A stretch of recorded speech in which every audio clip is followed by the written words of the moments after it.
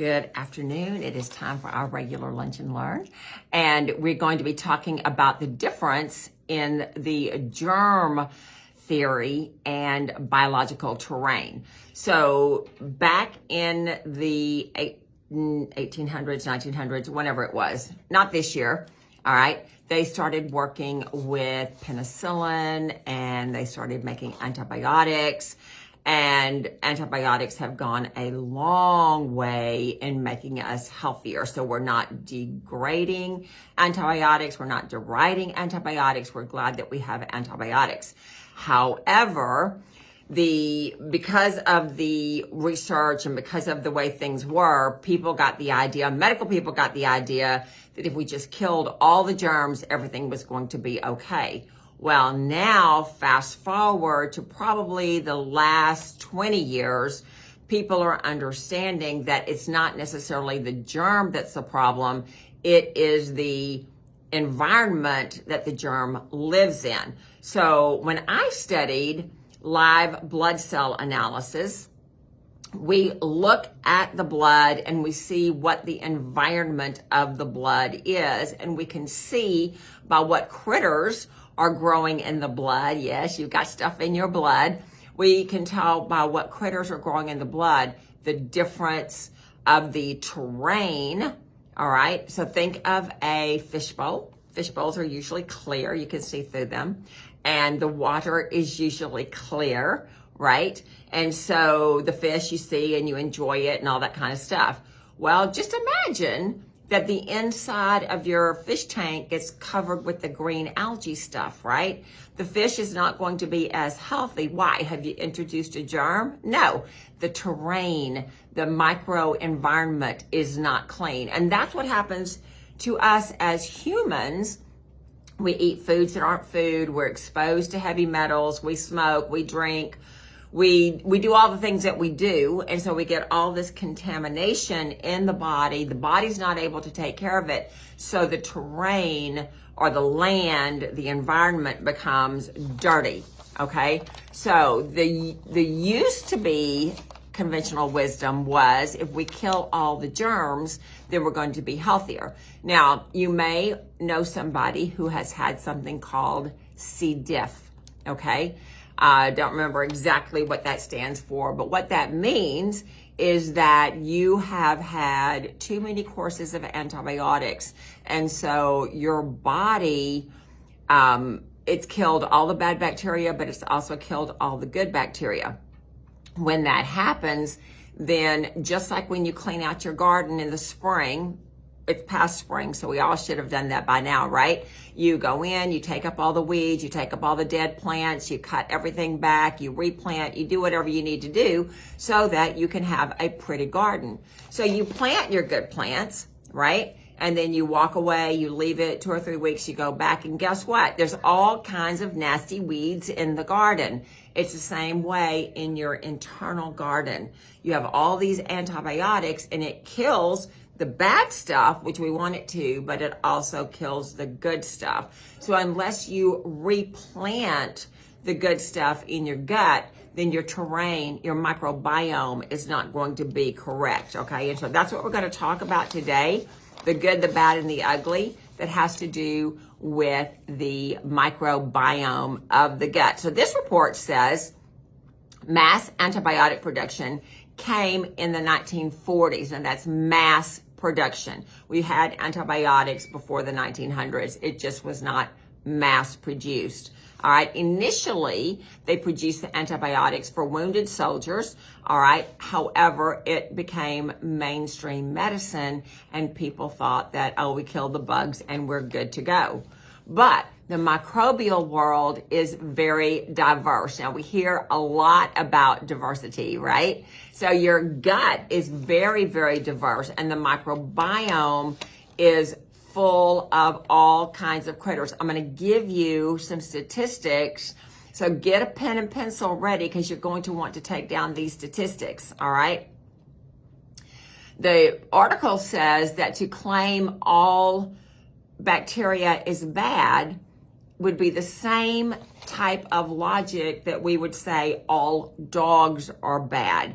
Now, obviously, there are some breeds that are a little bit more aggressive, and we have to be a little bit more sensitive with them, a little bit more wise with them. But by and large, a dog is a wonderful companion. It's a wonderful playmate. It's a wonderful addition to your home. I have fur babies. I've had dogs. I've had cats. I've had birds. I've had hamsters. I probably just haven't had a snake. And not going to have a snake. However, all bacteria is not bad. All right. So we need to differentiate between that. Researchers have learned that thinking of the microbiome as pathogenic or disease causing is profoundly incorrect. In fact, the microbial world encompasses bacteria, viruses, and fungi that largely promote health. Now, you probably don't think that a virus is health promoting, and you probably don't think that a fungus is health promoting, but we're going to learn some things today, okay? Human beings host a vast microbial community or microbiome and gain a kind of detached organ with interactions that keep us alive. So they are saying that your microbiome, your internal environment, is like a whole nother organ that everything else feeds off of, good or bad. Now, we know in the holistic, realm that if your gut is not right, nothing is going to be right. And so you'll see us when we do our Tuesday testimonials, when we do all the things that we do, we always look at the gut, because we know that when the gut is compromised, when the gut is not functioning the way it should, nothing in the body is going to function the way it should. And so we know that you have all the good guys in there as well. Chlorine kills the good guys. Yes, I hear you. Dr. Polly, I drink bottled water. Well, yay for you, and I'm glad you do. But do you have a whole house water filter on your home? They're expensive. I know. I get it. They filter the water you bathe in. They filter the water that you cook with. So if you're not taking care of that kind of water, you're getting chlorine into your system, and chlorine is going to kill the good bacteria. So we, just like Clorox bleach kills bacteria in our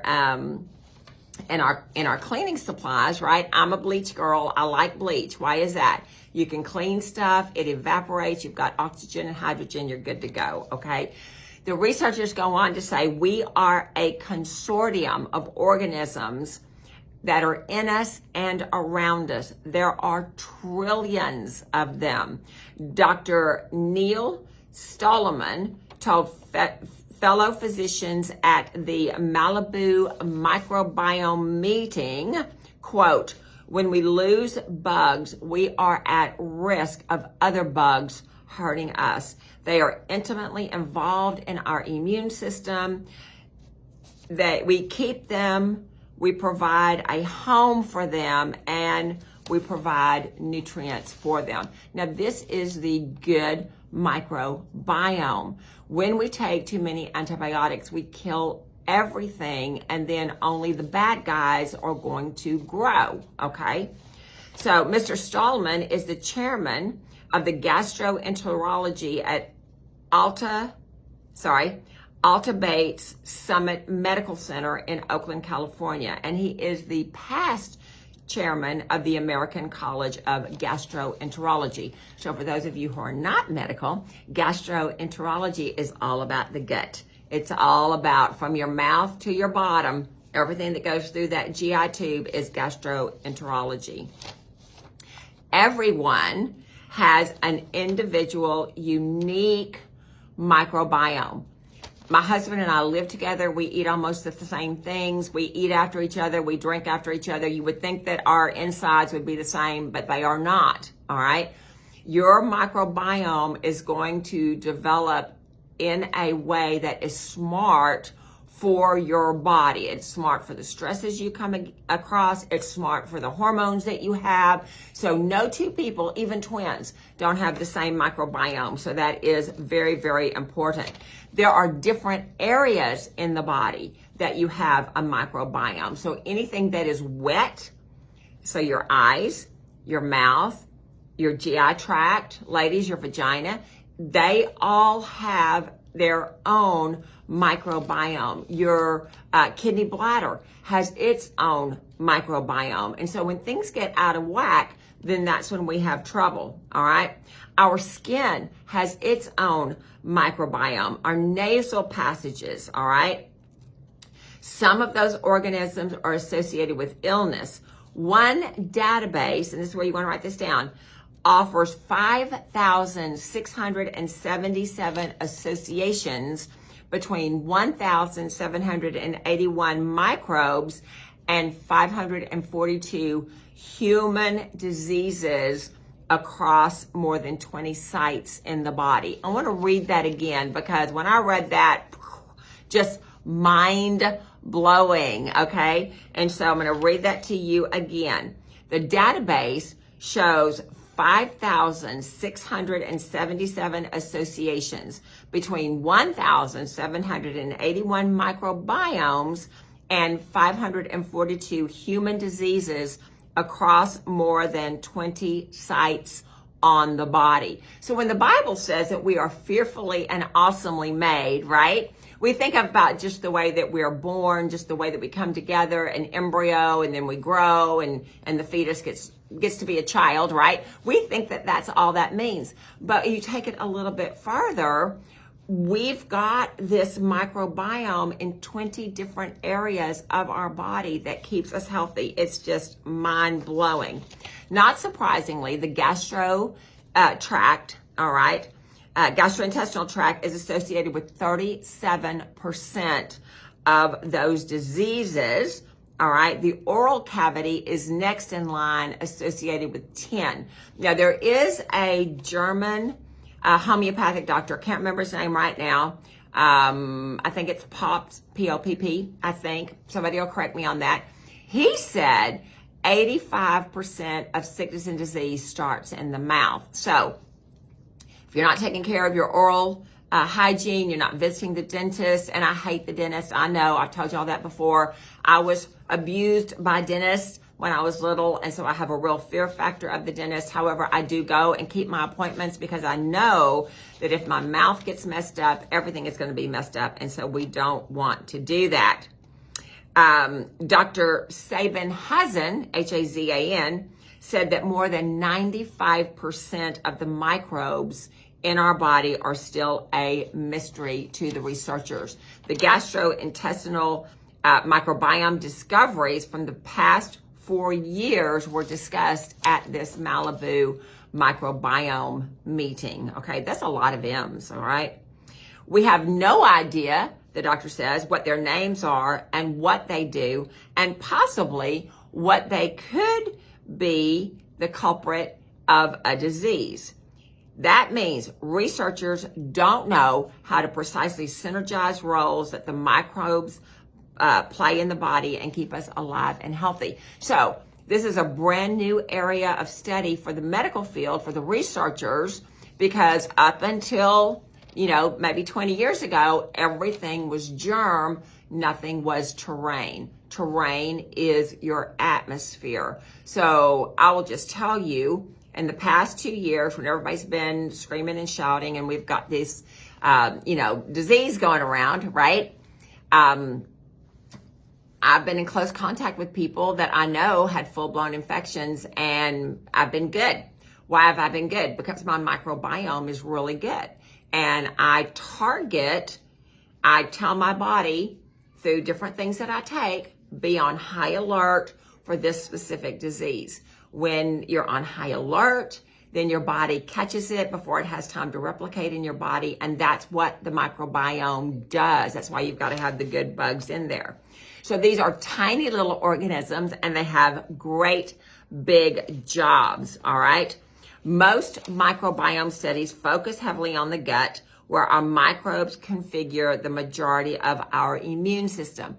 85% of our immune system is in the gut. That's why here at Abundant Health and Wellness, we look at the gut all the time, because we know that if the gut is messed up, everything is going to be messed up. High levels of certain beneficial bacteria help us mount a robust response to invading viruses, for example. We know now that diversity of flora is protective against disease. Other processes in the gut are also critical to life, including metabolism, hormone regulation, neurological function, all right? Various microbes throughout the gut set off a chain reaction to the cells involved in hormone release and metabolic processes such as insulin sensitivity, appetite, and fat storage. So think about this. Maybe we're fat because we don't have the right microbiome. It's not necessarily what we're eating, although if we are eating the standard American diet, then yeah, we're eating things that are not food, and so that's going to contribute. But just what would happen if we got those microbiome critters, we'll call them critters because we don't really know what they are, but we got those in check and we got those doing what they need to be doing, guess what would happen? We would be healthy. Now, I will tell you, this is a secret, don't tell anybody else, but when the ladies come in and they come in with fertility issues, you know what I do? I clean up their gut. And you know what? Within 3 months, they're pregnant. Okay? So I'm just saying it happens time and time and time again. Why is that? Because your right microbiome helps your hormones to produce at the right rate in the right ratios so that you can actually conceive and keep a pregnancy. And so what they're saying here is something that we've known for a while. If you want to have your hormones working properly, then you've got to have your gut working properly. If you want to have your immune system working properly, if you want to have your metabolism working properly, then you have to have your gut working properly because it is all connected, all right? Metabolic disorders such as insulin sensitivity, diseases of the heart and the circulatory system, as well as endocrine disorders affect the organs. They all rely on hormones, and all of that leans on the microbiome. So it's not simplistic to say if the gut is not happy, nobody's happy, all right? So we take for granted our internal environment. We don't see it. We only know we've got a problem if we have diarrhea, we have a lot of vomiting, we have a lot of belching and bloating. Those are the symptoms that we know that something is not quite right. However, if we can't get pregnant, trust me, something is not right. If we can't lose weight, trust me, something is not quite right. If we've got endocrine disorders, anything with a hormone, your adrenals, your thyroid, your parathyroid, anything like that, your pancreas, you've got a gut disorder, the microbiome is not right. So this is how we are different than the medical profession. The medical profession is going to, you've got these symptoms, we're going to call it this disease, we're going to give it this medication. And yay, I'm all for medications. Holistically, what is not right? What is the cause of something not being right? And when you get to the cause of it, you remove that cause and then the body just lines up because that's what it's supposed to do. It is a survival mechanism and it wants to survive at all costs. So the article goes on to say that acceptance of the notion that the gut and mental health are connected has ebbed and flowed for decades. But metabolic processes instigated by bacteria can affect both the permeability of the gut lining and flip on inflammatory pathways. Both of these can affect mental health as well as a plethora of other conditions. Now, you may have heard of leaky gut syndrome, all right? So I want to just talk to you a little bit about that because we see this all the time. My good friend and mentor, Dr. Robert Cass, says that if you actually had leaky gut syndrome, you would die. So he prefers to call it passive leaky gut syndrome. But let me just kind of explain to you what that looks like. This is a closed system, right? So think of this as the lining of your GI tract. Nothing gets through there. With leaky gut, you can see through my fingers, right? So you've got little microbial size openings in the gut that proteins from the food that you eat leak through there, get into your blood, and it causes an inflammatory response. Why is that? Because you're not supposed to have food proteins in your blood. So, is your gut actually leaking? Like, no. Little food particles, little protein particles are getting through those junctions, and it's causing problems. When you take essential oils internally, those of you who put them in a capsule and you take them internally, you are causing all kinds of openings in that structure. Why is that? Because essential oils are very volatile. If you do take them internally, there's a specific way that you need to take them, and you need to be walked through that process by a physician that has indemnity insurance for prescribing essential oils. So that's according to the international rules, right? And so if you are getting your essential oils and they're telling you, you put them in a capsule and you close it up and you eat it, swallow it, it's going to go in your gut and it's going to open up that GI tract to all kinds of things. Candida, funguses. These are not the good kind. These are the bad kind. And so we don't encourage that. We don't ask you to do that. We're real funny about essential oils. We love them. We love them in the diffuser. I've got my diffuser going almost all the time. Why is that? Because when essential oils are diffused, you get 100% of the benefit. When you put essential oils on topically with a carrier, which we do from time to time, you're only getting 20% of the efficacy of the oil, all right? So do your own research, look at the international standards, and you're gonna see that these are some things that people are doing that ruin the GI tract. If your pH is off, okay, you should have a urine pH of 6.4 to 6.5. That's optimum, all right? That means you're absorbing all your nutrition, you're absorbing all your minerals. Most people have a pH that is too low. They have it at 6, they have it at 5.5, they have it at 5. I've not seen it lower than 5. Today, I had blood work of 8.5. 8.5 is a swamp, right? Nothing's going to grow well in that situation, all right? So there's a misunderstanding that alkaline water is really, really good. It can be. If your pH is very low, alkaline water can be a good help to you. But if your pH is where it should be and you drink a lot of alkaline water, then you're going to get in that swamp condition, which nobody wants that, all right?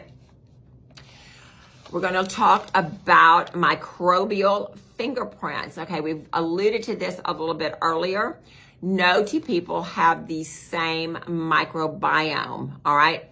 Some researchers, and I thought this was amazing, and in my little head, I have a picture of the Peanuts character Pigpen, all right? So hopefully you're aware of Pigpen. He's a little boy. I think he has on a striped shirt, and he's got a blanket, I think. And as he walks around, he's got this cloud of dirt. They call him Pigpen. He's got this cloud of dirt around him, all right? So these researchers say that we all have our own independent microbiome cloud or biologic cloud, all right? It's the space around us that is picking up and emitting microbes through our skin and through our breathing. This cloud is how pathogens and the beneficial microbes spread. So we all now have this picture. You're not just looking at me. You're looking at me and you're imagining this little cloud that I'm carrying with me because I'm speaking, I'm breathing, I'm moving. So whatever's in the atmosphere, right, I'm bringing it in, I'm exhaling things out into the atmosphere. And so you've got this portable, all right, biosphere that is yours and yours alone. And if you've got the right microbiome or the microbial critters in there, then those microbial critters can go out and be a force field for anything trying to get into your system, which I think is just absolutely fantastic. They call it a biologic cloud, all right? Your microbial space is distinct like a fingerprint, basically, all right? With interesting forensic implications. You might even say you could solve a crime by doing the DNA of your microbiome, since it is such an individual thing, all right? So they are saying that in the future, you might even be able to solve crime with the microbiome. Solomon said, and he's the chairman of gastroenterology at that school in Oakland, California, he states that the unique microbial fingerprint has vast cascading effects on the body because of the many roles that the microbes play, from helping create hormones that function as neurotransmitters to affecting which nutrients are absorbed by our cells. The immense difference in the microbiome may explain why two people can react differently to the same food and require very different treatments for very similar conditions. And so I think this is really, really important. If your neurotransmitters, right, your microbiome produces or enhances the hormones that affect your mental, your neurotransmitters, what about all this anxiety? What about all these panic attacks? What about all of this insomnia? Might it be connected to a microbiome that is not balanced? It could be. They don't know. They're researching that right now. So, undoing a history of hygiene. Historically, even as recently as 2 or 3 years ago, medicine has been obsessed with pathogenic microbes, while the helpful bacteria has not had any attention for the grunt work they do to keep us healthy, okay? The problem is historical. In some senses, it goes back to our earliest concepts of the microbial world, when doctors, including Ignaz Semmelweis, hypothesized in 1840, that physicians and medical students were transmitting death particles from autopsy rooms where they started their workday to clinics where they delivered babies for the remainder of the day.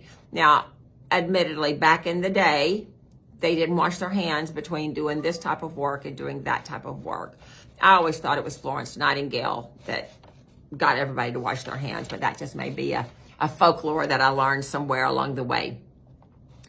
The rise of practicing of routine hand washing with immediate and observable effects. Mother mortality went down, infant mortality went down. We know that that was something that was very beneficial, and it should have been a no-brainer, but apparently it took a minute for people to realize that. By the time we learned that many microbes play beneficial roles, there were already massive industries built around the war against germs. Food processing, chemically treated crops, and an over-reliance on pharmaceuticals unintentionally destroyed massive volumes of health-sustaining microbes. So this is really important. This is why we make it a big deal here at the clinic. What are you eating? Are you eating synthetic foods, or are you eating real foods? Are you eating foods that are not really foods? Are you eating foods that are laced with all kinds of heavy metals, chemicals, all that kind of thing? What are you doing? One result of our food, the way we treat it, the way we grow it, our war on germs, is that we now have a dilemma of superbugs. What are superbugs? They are MRSA, okay, MRSA, antibiotic resistant bacteria, okay? So do we want to give rise to superbugs? No, we don't. How do we protect ourselves? We make sure that our gut is good. We make sure that we do probiotics all the time. We eat fermented foods. We stay away from foods that have synthetic ingredients. We stay away from foods that are processed. We did a lunch and learn on high fructose corn syrup, I think last week, and how that wrecks our brain and causes our neurotransmitters not to work. So there are a lot of things that we can do. I personally buy meat that does not have antibiotics in it. Why do farmers put antibiotics in the meat? Because the animal, as it's growing, it is more resistant to disease, so the farmer has more to take to market. And yay, and I'm glad about that. However, if you feed the animal a lot of antibiotics just because you don't want him to get sick, then when I eat that meat, I'm getting those antibiotics as well. And so my system is further damaged because I'm eating meat that has antibiotics in there. So we have given rise to superbugs. Why is that? Because the doctors use the same antibiotics over and over again. The critters morph into something different so the antibiotics don't kill them. That's why they're called antibiotic resistant. Now, I'm here to tell you, we've had a lot of people come in the last, this year, all right, the last 5 months with antibiotic resistant issues. And you know what? 100% of the time we've been able to take care of that. Why is that? Because what we use is something natural that the bugs have never seen before. And if they've never seen it before, they don't have a resistance to it. They don't have a defense against it. And so we're able to, by clinical testing at the laboratory, MRSA is annihilated and not in their system any longer. So this is why I love what I do. This is why I give you all this information, because you need to be your own best advocate. And the more we know, the better we can do, right? That's my story. I know better, I do better. And I'm trying to give you information so you know better and you can do better. So it is the weekend. Thank you for being with me. Thank you for commenting. Thank you for liking. Thank you for doing all the things. We appreciate that so, so very much. And I will see you next week with probably a part 2 to what we talked about here on the microbiome. There's just a lot to discuss. Have a good weekend. Take good care of yourself, and I will talk to you soon.